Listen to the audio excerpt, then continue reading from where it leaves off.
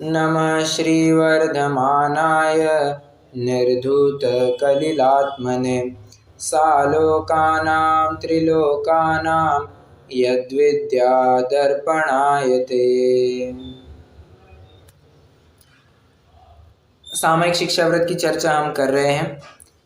शिक्षाव्रत का स्वरूप समझते हुए हम इस प्रकरण तक पहुँचे हैं कि किस प्रकार यह अब मुनि होने की तैयारी कर रहा है। एक श्लोक में तो शब्द ही पढ़ा था याति यति भावम, वह यति भाव को प्राप्त होता है। बराबर। अब यति भाव को किस किस प्रकार से प्राप्त होता है उसकी सब चर्चा आने वाले श्लोकों में कर रहे हैं, जिसमें से एक श्लोक की चर्चा तो ये पर आई थी 103 नंबर के श्लोक में, जो उपसर्ग परिचय को भी अत्यंत धैर्य पूर्वक अचल रह करके, शब्द आया था ना, अधिकुर विरन्न चल योगा, अचल रह करके उन सब उपसर्ग परिचयों को सहता है। ऐसा पीठ दिखा करके घूमता नहीं है, मतलब दौड़ता नहीं है, तो उन परिस्थितियों का सामना करता है, डट करके उनको सहता है। अब अगले श्लोक में ये बताने जा रहे हैं कि सामयिक के काल की आपने सब चर्चा तो कर ली, बाहर में क्या कैसी परिस्थिति होती है सब मान लिया, अरे अंदर में वो सामयिक में करता क्या है ये तो बताइए। तो अब सामयिक में वो असल में क्या करता है इसकी बात चलेगी। 104 नंबर का श्लोक पढ़ेंगे सभी जन। अशरणम अशुभम नित्यम दुःखमनात्मानमावसामि भवम मोक्षस्तद्विपरीतात्मेति ध्यायन्तु सामयिके। इति ध्यायन्तु सामयिके, क्या ध्यान, क्या किसका ध्यान करते हैं? तो कहते हैं अशरणम अशुभम अनित्यम दुःखमनात्मानमावसामि भवम मोक्षस्तद्विपरीतात्। क्या कह रहे हैं?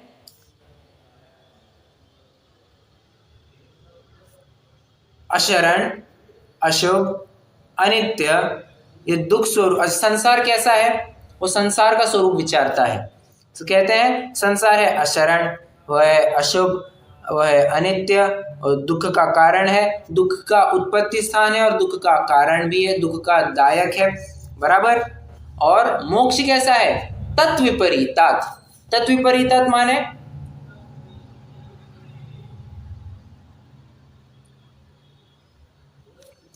जो भी अभी बातें बताई उससे एकदम ऑपोजिट, मतलब वह शरणभूत है, वह शुभ है। शुभ क्या कहे, हालांकि उसे शुद्ध कहना पड़ेगा। नित्य है, सुख रूप है, सुख का कारण है। अपनी छेड़ाला में आया था ना, शिव स्वरूप शिवकार, इसका मतलब क्या है? शिव स्वरूप शिवकार, बताना जरा। शिव स्वरूप शिवकार माने क्या?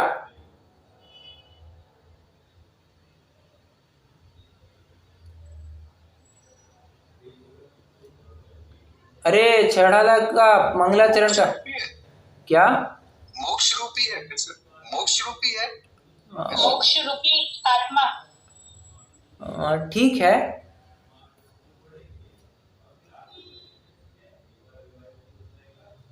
अरे शिव का अर्थ वहां पर एक अर्थ अपन ये भी देखा था, सुख रूप है और सुख का कारण है। याद आ रहा है क्या? हाँ, अगर नहीं याद आ रहा है तो आप नोट्स रेफर कर लीजिए। वहां पर अपन ने कई सारे अर्थ किए थे, उसमें से सुख दुख का भी एक पॉइंट अपन ने उठाया था। मोक्ष कैसा होना चाहिए? सुख रूप और सुख का कारण। वितराग विज्ञान कैसे होना चाहिए? सुख रूप सुख का कारण, ना दुख रूप हो ना दुख का कारण हो। क्यों? कि जो सुख रूप होता है वही सुख का कारण होता है, और जो सुख का कारण होता है वही सुख रूप भी होता है। ऐसा कभी भी नहीं हो सकता कि दुख यह सुख का कारण हुआ या सुख यह दुख का कारण हुआ, ऐसा कभी संभव नहीं है। परमार्थ से विचारा जाए तो दुख ही दुख का कारण होता है और सुख ही सुख का कारण होता है। इसीलिए सुख की अवस्था को प्राप्त करने के लिए क्या करना? उस सुख संपन्न आत्म तत्व का विचार करना, चिंतन करना। यहां पर इन्होंने मोक्ष की बात की है। अब पर्याय रूप से मोक्ष ले लेना, स्वभाव रूप से द्रव्य रूप से आत्मा की बात ले लेना, सिंपल है। मोक्ष अपन ने दो अर्थ ले, आपको याद आ रहा होगा जब जब भी मोक्ष की चर्चा आई है या शिव इसकी चर्चा आई है, अपन ने दो अर्थ किए हैं। एक तो शिव स्वरूप अपना शुद्धात्मा और एक शिव माने मोक्ष पर्याय अपेक्षा। कितने जन को ख्याल में आ रहा है कि अपन ने हर बार ये दो अर्थ लिए हैं? हर बार? जी भैया। Right right. तो यहाँ पर भी कोई अपवाद है नहीं। तो आत्मा कैसा है? तो कहते हैं आत्मा ही शरणभूत है। वो आत्मा ही, शुभ नहीं कहेंगे, अब शुद्ध कहेंगे। वो आत्मा ही शुद्ध है, वो आत्मा ही नित्य है, वो आत्मा ही सुख का कारण है। मैं हूँ अपने में स्वयं पूर्ण, पर की मुझ में कुछ गंध नहीं। मैं अरस अरूपी अस्पर्शी, पर से कुछ भी संबंध नहीं। पर से कुछ भी संबंध नहीं माने क्या? ये जो शब्द आया ना, अनात्म स्वरूप संसार, पर से संबंध रखने वाला, तो वैसा नहीं। तो यह आत्मा वैसा नहीं है, पर के साथ कुछ भी संबंध नहीं रखता है, कुछ भी संबंध नहीं रखता है। ठीक है। मैं एक बात और कहने वाला था। हाँ, ये पंडित जयचंद जी छाबड़ा की जरा 12 भावना याद करना। वैसे पढ़ी है किसी ने पंडित जयचंद जी छाबड़ा की 12 भावना? द्रव्य रूप करि सर्वथिर, पढ़ी है? 1-2 बार पढ़ी है। अच्छा, पढ़ी है ना, ठीक है, मुझे वही चाहिए था। उसमें क्या कहना चाहिए, अशरण भावना के लिए क्या 2 पंक्तियां डाली है? वे कहते हैं शुद्धात्म अरु पंच गुरु, जग में शरणो दोय, मोह उदय जिय के वृथा, आन कल्पना होय। क्या कहते हैं? शुद्धात्म अरु पंच गुरु, जग में शरणो दोय। इस जगत में 2 ही शरण है। क्या? एक पंच परमेष्टि और एक अपना शुद्धात्मा। पंच परमेष्टि की शरण में क्यों जाते हो? ताकि वे तुम्हें बराबर से ये रास्ता दिखाए कि अपनी आत्मा की शरण कैसे ली जाती है। वे भी कोई तुम्हें हाथ पर रखे आंवले के समान आत्मा दिखाने वाले नहीं है, तो आत्म ध्यान करने की बस विधि बता सकते हैं। विधि क्या कहे अभी, उसको स्वरूप बता सकते हैं कि आत्म ध्यान किस प्रकार किया जा सकता है। आत्म ध्यान करना ये तो उस व्यक्ति के हाथ में है ना।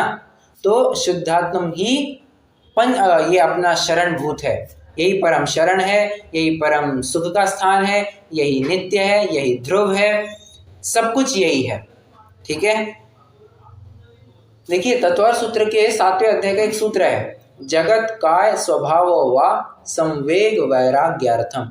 इसका मतलब क्या है कि जगत और काय का स्वभाव देख करके प्रायः कहने की अपेक्षा ये, हाँ प्रायः कह सकते हैं, जनरल टेंडेंसी है कि वैराग्य उत्पन्न होने लगता है। संसार का स्वरूप मतलब संसार का सही स्वरूप। कोई ये ना समझ ले कि ये संसार तो बहुत अच्छा है, ये सुख है, सुख का कारण है, इसमें चाहे उतना मौज करो, ये संसार तुम्ही के लिए बनाया है। ये संसार की बात नहीं चल रही है। ये संसार का इसने गलत अर्थ समझ लिया है। तो सही अर्थ समझना पड़ेगा। क्या? संसार ये दुख है, दुख का कारण है, दुख रूप है। बराबर।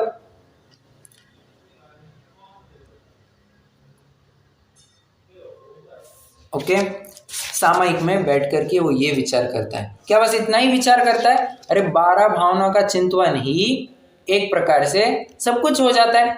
12 भावना में सब आता है नहीं आता है, पूरा अध्यात्म समा जाता है 12 भावनाओं में। और क्या लगता है? ये अशरण भावना, इस जगत में कोई भी शरण, जग है अनित्यता, पहले अनित्य भावना, बराबर, जग है अनित्यता में शरण न वस्तु कोय। क्या कहा? जग है अनित्य। जग मतलब क्या? जग मतलब यहाँ पर संसार लेना, ठीक है। तो संसार अनित्य है, शरण न वस्तु कोई, उसमें कोई शरणभूत भी नहीं है। ताते दुख राशि भववास को निहारिये, भववास कह करके संसार भावना को बता दिया। एक चित्त चिन्ह सदा भिन्न पर द्रव्य नीते, एकत्व और अन्य तो भावना बता दिया। अशुचि शरीर में न आपा बुद्धि धारी। अब अशुचि शरीर कहा है तो सिर्फ अशुचि मत ले लेना, इस शरीर के प्रति जितना भी एकत्व है सब समाहित कर लेना इसमें। मान के चलिए कोई होगा सच में सुंदर होगा, जैसे बलभद्र, शला का पुरुष जैसे तीर्थंकर, चक्रवर्ती, कामदेव, इनके समान होगा कोई सुंदर व्यक्ति, असल में होगा, परंतु उसको लेकर के वो ये नहीं विचार करेगा कि यार मैं कुरूप नहीं हूं तो मैं इस शरीर के अशुचिपने का कैसे विचार करूं। नहीं, वो ये थोड़ी ना विचार करेगा, वो तो ये विचार करेगा कि नवद्वार बहे घिनकारी अस देह करे किम यारी। बराबर, निरंतर गंदगी सब निकलती रहती है इस शरीर से, और जब शरीर ही अपना दगा देने लगता है, धोखे देने लगता है, तब शरीर भी कहाँ अपना रहता है। जैसे जिंदगी भर अपन अपना कहते हैं, वो शरीर भी अपना नहीं रहा, तो ये अपना कैसे हुआ। मैं क्या कहना चाह रहा हूं, जाता है सो मेरा नहीं और मेरा है सो जाता नहीं। अगर ये शरीर मेरा होता तो मुझे कभी छोड़ के ही नहीं जाता, जबकि ऐसी बात नहीं है, ये शरीर मेरा कभी था ही नहीं, इसका बस नवीन संयोग हुआ है, संयोग हुआ, जिसका संयोग हुआ है उसका वियोग होना अवश्यम भावी है, अवश्यम भावी। ऐसा कभी संभव नहीं है कि संयोग हुआ है और वियोग हुआ ही नहीं है। संयोग ये वियोग सापेक्ष होता है और वियोग ये भी संयोग सापेक्ष होता है, इसलिए वो संयोगों में भी उलझना नहीं चाहता है, संयोगों से स्वयं को दूर करता है। इसीलिए तो वो सामयिक भी कहाँ करता है, अपन ने पढ़ा था एकांते सामयिकम। अरे ये बात ख्याल में देखिए, पूरा सामयिक का प्रकरण ना लिंक्ड है। उस चिंतवन भी कैसे कर पाएगा, तो बराबर एकांत स्थान हो तभी वो ऐसा चिंतवन कर पाएगा। दिन भर घर में चैचा पेपे चल रही है, पत्नी बेलन लेके आ रही है, पति अपना सिर बचाते बचाते कढ़ाई लेकर के अपना सिर बचा रहा है, ये ऐसे झगड़े के माहौल में सामयिक थोड़ी ना होती है, कभी संभव नहीं है। तो सामयिक के लिए अत्यंत एकांत स्थान आवश्यक होता है, और इस एकांत स्थान में फिर वो विचार करे कि ओहो कहाँ हम इस संसार के दुखों में उलझे हुए हैं, क्यों ऐसा मुझे भाव नहीं होता कि मैं संत साधु बन के विचरूं, मैं नग्न दिगंबर अवस्था को धारण करके मुनिराज के समान वन विचरू हो जाऊं, ऐसा क्यों मुझे भाव नहीं आता है। वो स्वयं को इस प्रकार से प्रेरित कर रहा है, कोसता मैं ये नहीं कह रहा हूँ, स्वयं को प्रेरित कर रहा है। देखिए सच्चा इंस्पिरेशन ये होता है, इंस्पिरेशन ये नहीं कि देखो तुम अपने सपनों को पूरे कर सकते हो, तुम 1 करोड़ रुपए कमा सकते हो, तुम 2 करोड़ रुपए कमा सकते हो। सपनों को इस प्रकार से सपनों को पूरा करवाने के लिए जो तथाकथित मोटिवेशन या इंस्पिरेशन दिया जाता है ना, वो मोटिवेशन नहीं है, वो तो कषाय की आग में डाला गया घी का काम करता है। पहले से वो जीव कषाई, उसकी आग में तुम और घी डाल रहे हो, तेल डालने का काम कर रहे हो, तो कषाय और भभक उठती है। इंस्पिरेशन ये नहीं है, इंस्पिरेशन तो ये है कि कैसे हम देखिए मुनिराज हमारे सामने है, हमारे सामने मतलब ज्ञान में तो अवश्य हमारे सामने हो सकते हैं, तो किस प्रकार मुनिराज हम बन सकते हैं, वो हमारा इंस्पिरेशन होता है। तो जैसे जैसे मुनिराज चिंतवन करते हैं वैसे वैसे ये भी अब चिंतवन करता है। 5वीं ढाल की जरा पहली पंक्ति बोलना, मुनि सकल व्रति बड़ भागी भव भोगन तै वैरागी वैराग्य उपावन माई चिंत अनुप्रेक्षा भाई। आज आप कह रहे हैं भैया जी आज पूरा 6 ढाला ही पढ़ा रहे हैं क्या? नहीं, विषय ही ऐसा है कि 6 ढाला का बहुत सारा रेफरेंस आ रहा है यहाँ पे। पहली छंद में ही क्या कहा वहां पे, मुनि सकल व्रति बड़ भागी भव भोगंते वैर। भव भोगंते मतलब इस संसार के दुखों से अब इतने ऊब चुके हैं, तो ऊब चुके हैं तो उसके लिए करते क्या है, रिफ्रेशमेंट के लिए क्या करते हैं। अगली लाइन क्या है, वैराग्य उपावन माई चिंतय अनुप्रेक्षा भाई। तो इसके लिए रिफ्रेशमेंट के लिए वे अनुप्रेक्षा का विचार करते हैं, चिंतन करते हैं। अनुप्रेक्षा मतलब भावना, जो 12 भावना अपन कहते हैं ना, उसी को अनुप्रेक्षा भी कहा जाता है। ओके, तो देखिए वहां पर तो फॉर्मली ये बता दिया कि मुनिराज 12 भावनाओं का चिंतन करते। विशेष रूप से अगर 12 भावनाओं का चिंतन देखना हो तो मुनिराजों के देखना, तो जो क्रिया मुनि करते हैं वो क्रिया सब ये भी करेगा।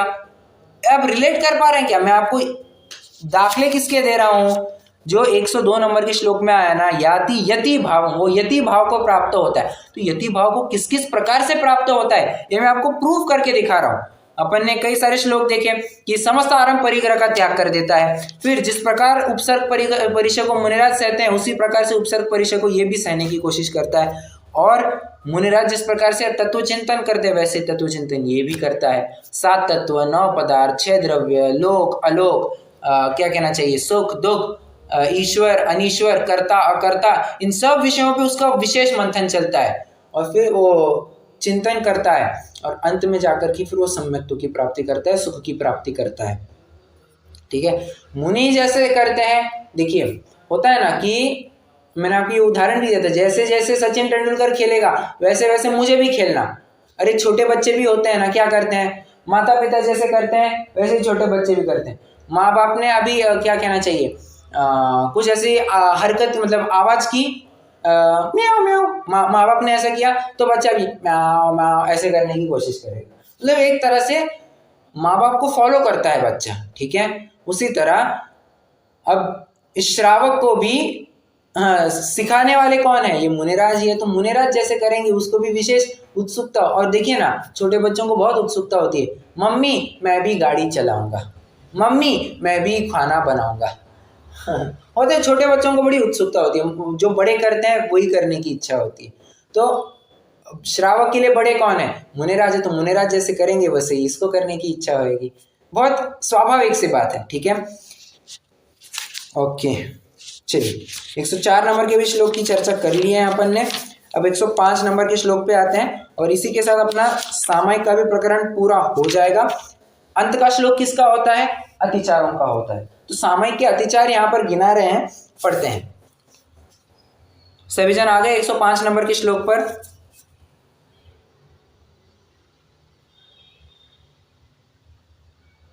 जी भैया। ओके, वाक्काय मानसानां दुःप्रणिधानान्यनादरा स्मरणे सामयिकस्यातिगमा व्यजन्ते पंचभावेन।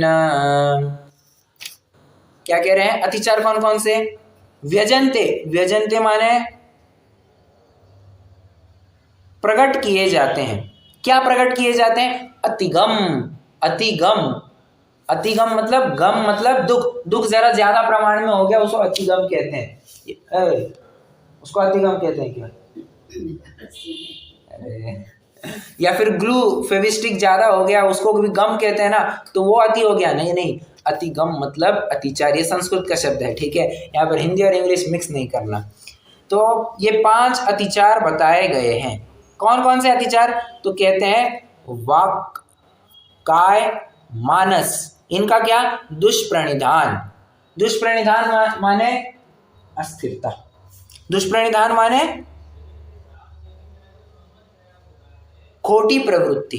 दुष्प्रणिधान मतलब क्या कहा, खोटी प्रवृत्ति, चंचलता, अधीरता या एक विकल्पात्मक दशा, ये दुष्प्रणिधान के समानार्थी कहे जा सकते हैं। इसकी चर्चा अपन ने काफी की हुई है। क्या, शरीर की चेष्टा नहीं करेगा, वचनों के माध्यम से कोई कुछ कहेगा नहीं, और ना ही मन में कुछ विकल्प भी लाएगा, इतना निर्विकल्प होने की कोशिश करेगा। ठीक है, और अगर नहीं हुआ तो अतिचार लग जाएगा, सिंपल सी बात है। जब मान के चलिए सामायिक करते करते वो कुछ बोल उठा, नहीं, ऐसा आत्मा ऐसा नहीं होता, बोलना भी नहीं, तुम्हारे अंदर रखो ना, तुम्हें दुनिया को बताने की क्या जरूरत है। सामायिक में किसी भी प्रकार की अस्थिरता, चंचलता एक्सेप्टेड नहीं है, एक्सपेक्टेड भी नहीं है और एक्सेप्टेड भी नहीं है। ओके, दुष्प्रणिधान हो गया अनादर। अनादर माने अनादर भाव से सामायिक करता है। अब देखिए एक और शब्द आ गया, सामायिक कैसे करना, अनादर भाव से नहीं करना। आप चाहे तो ऐसे लिखिए या फिर आदर भक्ति, आदर भावना से करना। क्या लिखना बेटर रहेगा जरा बताइए।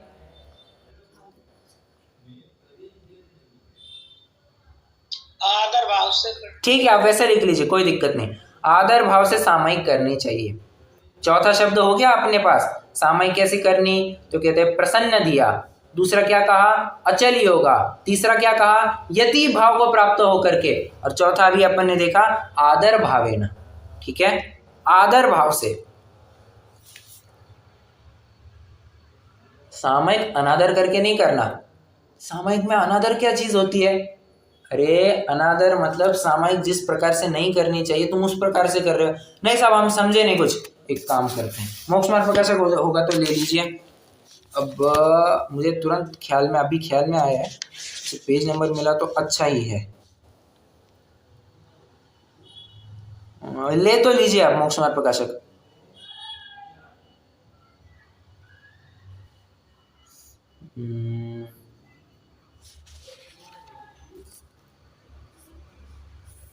एक ही मिनट।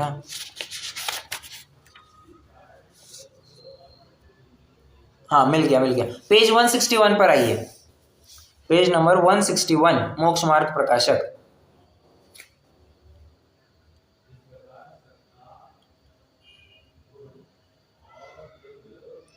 आ गए? कौन सा पेज बोला भैया जी? 161।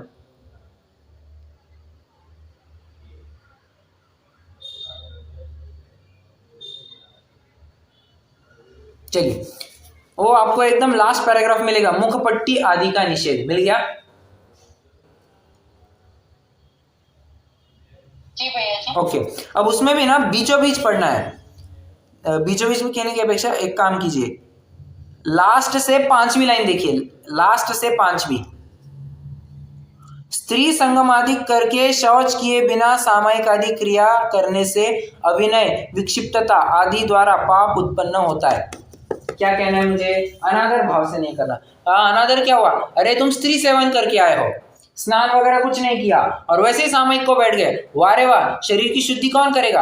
अरे शरीर की शुद्धि के साथ मन की भी शुद्धि होनी चाहिए। ये देखिए, निमित्त नैमित्तिक संबंध होता है। स्त्री सेवन करके आने के बाद किसी को सामयिक करने का भाव होगा क्या? संभव ही नहीं है। पहले मन की शुद्धि, मतलब शरीर की, और शरीर की तो दूर, वैसे ही वीर्य स्खलन हुआ होगा, जो कुछ भी हुआ होगा, कितने ही जीवों का घात हुआ होगा, वैसे में तुम सामयिक करने बैठोगे, क्या ये अनादर नहीं है? बिल्कुल अनादर है।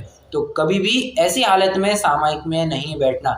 शरीर की शुद्धि होनी चाहिए और तभी तुम सामयिक में बैठो, ठीक है? आप चाहे तो वहां रेफरेंस लिख लीजिए, आदर भावना से करना। तो ये पेज नंबर 161 का रेफरेंस लिख सकते हैं। और अस्मरण, क्या कह रहे हैं? अस्मरण मतलब भूल जाना। क्या भूल जाना साहब? सामयिक करना ही भूल जाना। सामयिक करना भूल जाना कैसे हो सकता है, जरा बताना। अरे मान के चलिए कोई मेहमान आ गए, गप्पे लगाते लगाते टाइम कहाँ चला गया पता नहीं चला, 12 बज के चले गए, ओहो 12:30 हो गए, फटाफट सामयिक को बैठ जाना। ये क्या हो गया? ये अतिचार हो गया। ओके, अरे मैं तो ये भी कह रहा हूँ, कोई साधर्मी भी आए, उनके साथ तत्व चर्चा कर रहे हो, एकदम प्योर गूढ़ गंभीर चर्चा, अध्यात्म की, न्याय व्याकरण की, चरणानियों की, करणानियों की अत्यंत अच्छी चर्चा चल रही है। 12:30 1 बजने को आ गए हैं, ये सामयिक को नहीं गया। अब ख्याल में आया तो प्रश्न में अतिचार लगेगा या नहीं लगेगा? लगेगा भैया जी। क्यों लगेगा? वो तो तत्व चर्चा ही कर रहे हैं ना। तब तो चर्चा तो करना है, लेकिन वो ये ना आप अलग बात हो गई ना। क्या अलग बात हो गई? अपना टाइम, सामायिक का टाइम अपने से ही बात करनी थी। हाँ करेक्ट करेक्ट। वो आज के जमाने कहते हैं ना, me time, it is my me time. Me time मतलब ये मेरा समय है, इसमें किसी भी प्रकार की दखल अंदाजी स्वीकृत नहीं है। कोई कितना भी बड़ा व्यक्ति आए और इवन तीर्थंकर आकर के उपदेश देना चाहे, नहीं, वो नहीं चुकेगा, अपनी सामयिक से नहीं चुकेगा। क्यों? वो जानता है तीर्थंकर जिस अवस्था को प्राप्त हुआ है, उस अवस्था को प्राप्त करने के लिए मुझे भी सामयिक ही करनी पड़ेगी, और वे भी मुनि अवस्था में सामयिक ही करते थे, इसलिए मुझे सामयिक से चूकना नहीं चाहिए। ये बात कह दी इन्होंने, ठीक है? अस्मरण, भूल नहीं जाना। और देखिए ना, आप तत्व चर्चा करो ना करो, मतलब तत्व चर्चा भी कर रहे होंगे तो भी उससे आपको अतिचार लगेगा, ये नाइंसाफी लग रही है। अरे नाइंसाफी कुछ नहीं है। कैसे साहब? अरे देखो, स्वाध्याय बिना सामयिक संभव नहीं, और सामयिक बिना स्वाध्याय सार्थक नहीं। जरा ये 2 लाइन रिपीट करना।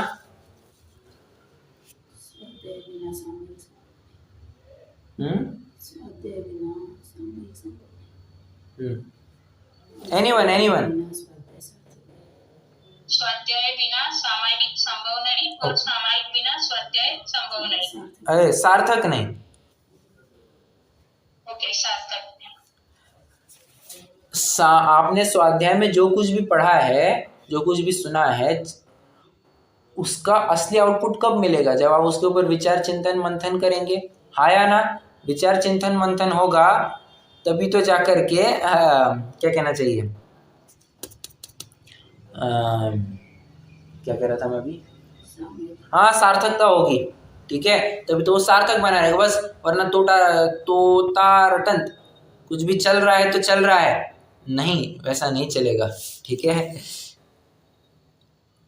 ये सामयिक के 5 अधिचार बताए गए हैं, रत्नाकर शावकाचार्य में से अपन ने देख लिए हैं। अभी अपन आ जाते हैं कहाँ पर, तत्वार्थ सूत्र में आ जाते हैं।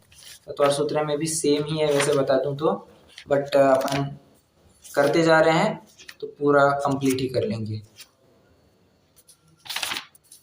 अच्छा देखिए, अब आप ये यहाँ पर रत्नाकर शावकाचार्य पढ़ रहे हैं, रत्नाकर शावकाचार्य पढ़ते पढ़ते आपको तत्वार्थ सूत्र के कितने रेफरेंस है?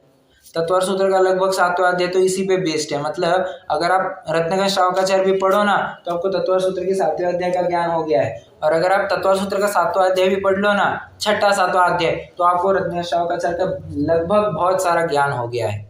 ये इंटरकनेक्टेड होते हैं शास्त्र, ऐसा थोड़ी ना हो पाता है कि एक आचार्य ने अलग विवक्षा लिख दी, मतलब ऐसा तो नहीं हो सकता ना कि आचार्य उमा स्वामी ने 2 + 2 = 4 लिखा और समंतभद्र आचार्य 2 + 2 = 5 लिख रहे हैं, ऐसा तो संभव नहीं है। शब्द में फेर पड़ता होगा, अपेक्षा में तो शायद ही फेर पड़े, और अपेक्षा में अगर अंतर होगा भी तो भी वो अंडरस्टैंडेबल होता है, क्यों? हम स्याद्वाद का आधार लेते हैं, बराबर। चलिए सामयिक की चर्चा, सामयिक के अतिचार कहाँ गए?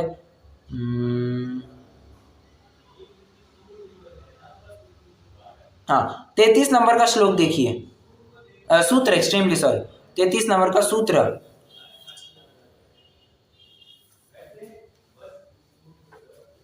आ गए?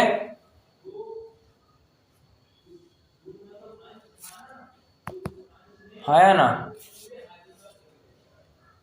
अच्छा चलिए मैं तो पढ़ता हूँ। योग दुष्प्रणिधानान्यनादर स्मृत्यनुपस्थानानि, क्या कहा? योग का दुष्प्रणिधान 1, अनादर 2, अस्मृति 3 ही हो गया रतिचर, 5 गिनाने थे, 5 कैसे? तो योग में 3 ले लेना, मन योग, वचन योग, काय योग, तीनों को इंडिविजुअली देख लेना, ठीक है, उसके लिए अलग से कुछ नहीं होगा, उन्हीं को एक शब्द में योग कहा जा रहा है। योग दुष्प्रणिधान, इनका दुष्प्रणिधान मतलब क्या देखा था अपन ने?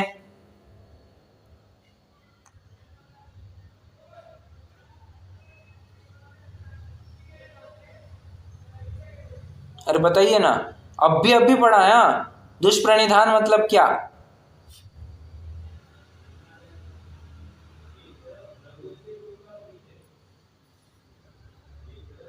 अरे प्रणिधान का में चलायमान हो जाता है, अच्छे से मैंने कहा था, संयम रही, नहीं मैंने अच्छा शब्द, सुनिए तो, मैंने एक अच्छा शब्द बताया था, क्या? खोटी प्रवृत्ति का नाम दुष्प्रणिधान। क्या कहा? खोटी प्रवृत्ति का नाम, मतलब विपरीत कुछ भी आचरण करोगे, प्रवृत्ति करोगे, वह आएगा, क्या कहना चाहिए, प्रणिधान के अंतर्गत। ओके, सिंपल थे, यहाँ पर भी कुछ भी अलग नहीं आए हैं, तो सेम टू सेम अतिचार तत्वार्थ सूत्र में भी हमको उनको मिल रहे हैं। ओके, अब देखिए कितना है, 28 मिनट हो गया। अपन एक काम करते हैं, प्रोषदोपवास की चर्चा प्रारंभ कर लेते हैं, 1-2 श्लोक भी पढ़ सकते हैं और फिर उसके बाद में अपन रुक जाएंगे, ठीक है। वैसे सामयिक का प्रकरण तो पूरा हो गया है। आइए 115 नंबर का श्लोक हो गया है, अब 115 ना, 105 सॉरी, यहाँ पे 15 लिखा हुआ है मेरे पास, जो क्या कहते हैं आचार्य प्रभाचंद्र की जो टीका है, वहाँ पर क्या किया है, हर एक अधिकार के लिए अलग अलग श्लोक नंबर दिया, मतलब मान के चलिए पहला अधिकार है तो 1 to 41 लिख दिया, ओके, दूसरा अधिकार है वहाँ पर 1 to 5 लिख दिया, तीसरा अधिकार है वहाँ पर क्या कहना चाहिए, जो कुछ भी है 45 to 67 माने 21, तो वहाँ पर 1 to 21 लिख दिया, मतलब उस अधिकार में कितने श्लोक हैं ना, उस श्लोक के हिसाब से नंबरिंग किया हुआ है, ठीक है। तो मुझे थोड़ा सा बोलते बोलते मैं 15 बोल गया, 105 नंबर का श्लोक, हो गया है। अब 106 नंबर का श्लोक पढ़ेंगे। पर्वर्णष्टम्यांच ज्ञातव्य प्रोषधोपवासस्तु चतुरव्यवहार्याणाम प्रत्याख्यानम सदेच्छाभि। देखिए यहाँ पर एक और शब्द आया है। अब आप चाहे तो एक काम करना, सामायिक के लिए जो आप क्वेश्चन बना रहे थे ना कि सामायिक कैसी करनी चाहिए, आप उसी के लिए ब्रैकेट में ये भी लिख सकते हैं प्रोषधोपवास कैसे करना चाहिए। ओके, प्रोषधोपवास कैसे करें। तो यहां पर भी एक शब्द आया है सदेच्छाभि, मतलब प्रोषधोपवास के लिए सदैव तैयार, ऑल टाइम रेडी। पर प्रोषधोपवास क्या है, जरा इसका अर्थ बताइए। प्रोषध कहते किसे हैं वो बताइए, प्रोषध उपवास किसे कहते हैं वो जरा बताइए। तो सब एक एक करके समझेंगे अपन। 106 नंबर का श्लोक अपन एक बार फिर से पढ़ते हैं, पढ़ लिया था। अच्छा ठीक है। अब देखिए यहाँ पर क्या कह रहे हैं, पर्व अष्टमी यांच, संधि विच्छेद करेंगे तो कैसा होगा, पर्वणि अष्टमी अष्टम्यांच, माने पर्वणि माने पर्व और अष्टमी, तो पर्व और अष्टमी, अष्टमी भी तो एक पर्व ही है ना। प्रश्न है मेरा, पर्व मतलब क्या लेना है यहाँ पर, इसकी चर्चा मैंने पिछले साल की हुई है।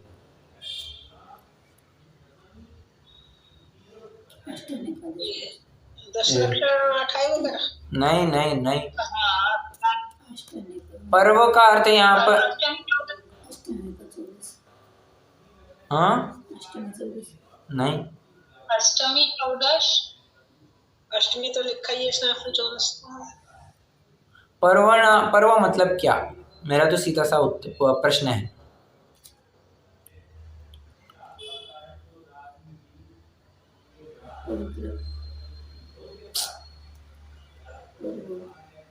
अरे पर्व मतलब देखिए अष्टमी लिखा है ना, तो चतुर्दशी आ जाएगा।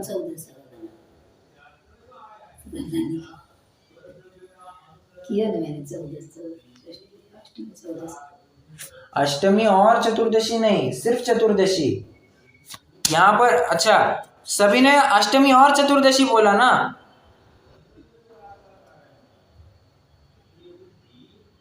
जी भैया चतुर्दशी भी बोला। हाँ तो पर्व मतलब यहाँ पर सिर्फ चतुर्दशी लेना है। क्यों, अरे अष्टमी की तो बात लिखी है ना, ये समझ में आ रहा है क्या।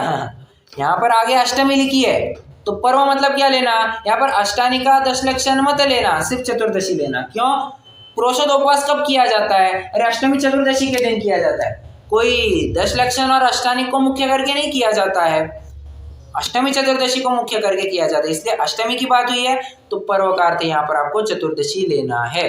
ठीक है, कहीं कहीं पर आपको पर्व सिर्फ इतना ही शब्द दिया जाएगा, तो वहां पर पर्व का अर्थ अष्टमी और चतुर्दशी करना है। यहाँ पर पर्व मतलब सिर्फ चतुर्दशी करना है, कहीं कहीं आपको पर्व का अर्थ सिर्फ अष्टमी भी करना पड़ सकता है।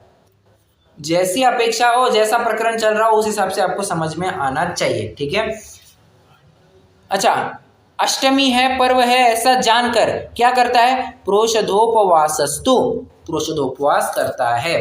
अच्छा प्रोषधोपवास में क्या करता है, चतुरव्यवहार्याणाम प्रत्याख्यानम सदेच्छाभि, प्रत्याख्यान करता है किसका, चतुरव्यवहार्याणाम, 4 प्रकार के आहारों का त्याग कर देता है। ठीक है, त्याग कर देता है मतलब कहते हैं ना पचकान ले लिया।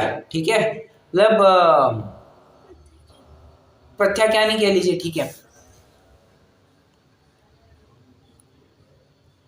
और करता क्या है, प्रोषधोपवास करता है। अब ये प्रोषधोपवास कहाँ करता है, तो कहते हैं ये प्रोषधोपवास जहां जहां पर सामयिक करता था वहां पर कर सकता है, सिंपल सी बात है। अच्छा एक बात ध्यान रखना, घर में अगर बिल्कुल भी कोलाहल ना हो, कुछ भी ना हो, एकदम घर शांत है, आजू बाजू का परिसर भी एकदम शांत है, कुछ कंस्ट्रक्शन नहीं चल रहा, कुछ नहीं कुछ चल रहा, कुछ नहीं, एकदम शांत एरिया, तो ऐसी स्थिति में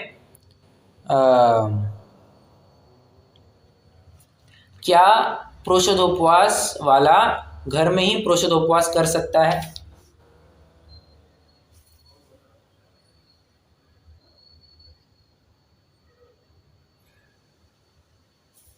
बताएगा कोई?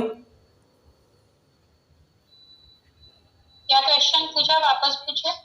मैं प्रश्न ये पूछ रहा हूँ, अगर घर में कोलाहल बिल्कुल भी नहीं है, घर एकदम शांत जगह पर है, तो क्या ऐसी स्थिति में पुरुषोपवास घर में ही किया जा सकता है?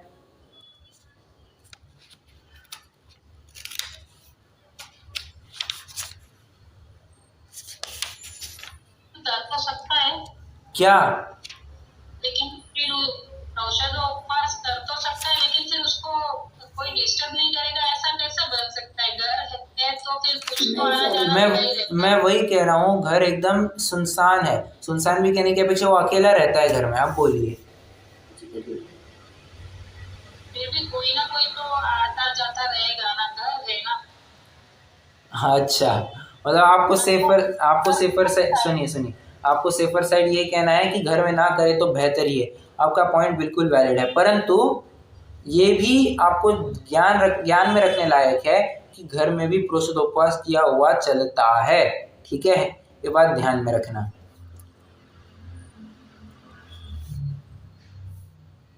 चलिए, चतुर्दशी और अष्टमी के दिन सर्वदा के लिए व्रत विधान की वांछा से 4 प्रकार के आहारों का त्याग करना पुरुषोपवास जानना चाहिए। 4 प्रकार के आहार कौन से? अन्न, पान, खाद्य, लेय। नहीं, कुछ गलत बोल दिया। स्वाद्य रह गया अपना।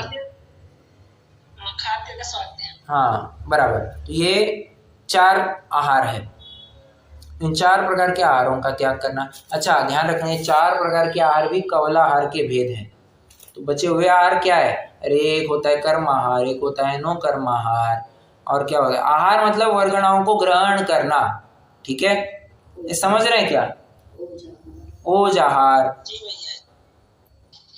लेप आहार। लेप आहार, करेक्ट, बहुत अच्छा। तो समस्त प्रकार के आहार से, भले ही इन्होंने 4 ही गिनाए, बट समस्त लगा लेना यहाँ पर। ठीक है, चलिए। कितना? लगभग 40 मिनट होने को आए हैं।